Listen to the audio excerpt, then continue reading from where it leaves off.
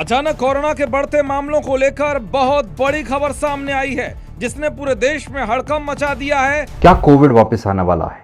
बड़ा सवाल। आप न्यूज देख रहे होंगे, इंडिया के अंदर तीन नए वेरिएंट्स आ चुके हैं, JN1, NB181 और LF7। क्या है इनका रियल इम्पैक्ट? क्या ये एक और वेव आने वाली है? आइए समझते हैं क्लियरली विदाउट एनी पैनिक। देखिए, JN1 ये करंटली डोमिनेंट स्ट्रेन है जो इंडिया के अंदर आ रही है और ये पुराने वाले ओमिक्रॉन से इवॉल्व होके आया है और ये एक हाईली कंटेजियस होने के वजह से उसकी एबिलिटी आपके इम्यून सिस्टम को इन्वेड करने की बढ़ जाती है और जल्दी जल्दी इन्फेक्शन होने लगते हैं, मतलब बार बार इन्फेक्शन होने लगते हैं, ब्रेक थ्रू इन्फेक्शन होने लगते हैं, इसलिए सर्ज आ सकती है, बार बार इन्फेक्शन दिख सकते हैं। जो हो रहा ये है JN1 NB181 181। ये तमिलनाडु में पहले मिला था अप्रैल 2025 में और ये वेरिएंट लोकलाइज्ड स्पाइक कर रहा है और ये थोड़ा सा ज्यादा ट्रांसमिसेबल है और थोड़ा ज्यादा सिवियर हो सकता है।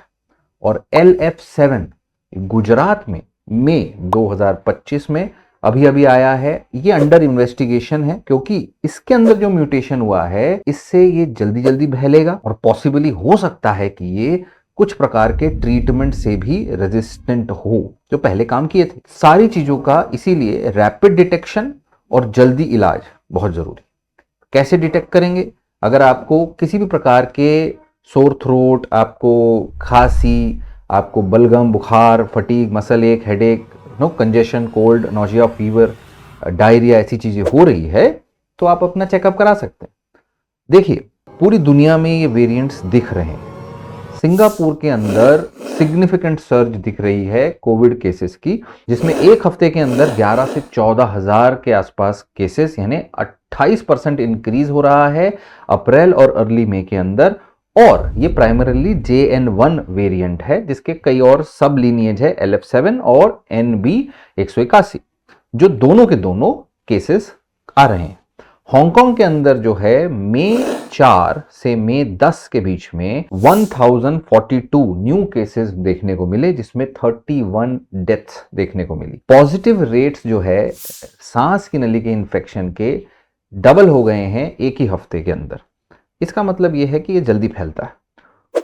US के अंदर जो है कोविड से रिलेटेड जो डेथ्स हैं वो 300 से ज्यादा हफ्ते में देखने को मिली है और NB181 वेरिएंट जो कि JN1 का डिसेंडेंट है वो ज्यादा मॉर्टेलिटी, जान लेने के लिए जिम्मेदार माना जा रहा है। और खासकर ये सिर्फ इम्यूनो कॉम्प्रोमाइज्ड जो ऑलरेडी कमजोर हैं या फिर जो बुजुर्ग लोग हैं उनके केस में जान का खतरा बना रहता है। सवाल पैदा होता है, क्या वैक्सीन अभी भी इफेक्टिव है? यस और नो दोनों। इसके बारे में पक्के तौर पे नहीं बोला जा सकता। कुछ लोगों के केस में इफेक्टिव होगी, कुछ लोगों में नहीं हो पाएगी। So how to stay protected? Wear a mask. Mask जरूर पहनना है क्राउडेड एरियाज में। हाथ और अपने सैनिटाइजेशन, आपका सब हाथ धोना सबसे जरूरी है, सैनिटाइजेशन जरूरी है। अच्छा वेंटिलेशन होना चाहिए आपके घर परिवार के आसपास।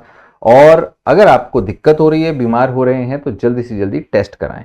पानी खूब सारा पीना है। Don't forget to drink water. Right now इस वक्त कोई पैनिक करने वाली बात है नहीं, बट यस, ये वेरिएंट जो है अंडर प्रिकॉशन, अंडर मॉनिटरिंग रह रहा है WHO की तरफ से। सबसे जरूरी बात आपको जानने की जरूरत है, नए वेरिएंट जो है बहुत ज्यादा सिवियर नहीं है, लेकिन कुछ लोगों में सिवियर रूप धारण कर सकते हैं, बहुत जल्दी जल्दी फैल सकते हैं, आपकी पुरानी इम्यून सिस्टम इम्यूनिटी को बाईपास कर सकते हैं।